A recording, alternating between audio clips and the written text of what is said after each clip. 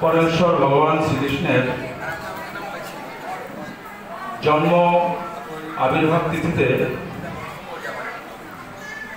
সম্মানিত উপস্থিতি, সকলের প্রতি ভগবান শ্রীকৃষ্ণের কৃপা হোক এই প্রার্থনা রেখে আমি সনাতনী বন্ধুদের একটা প্ল্যাটফর্মে থেকে যাবতীয় ভয়ভীতি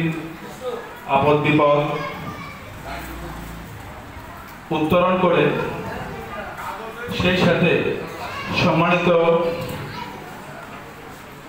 প্রগতিশীল চিন্তাভাবনার মানুষগুলো,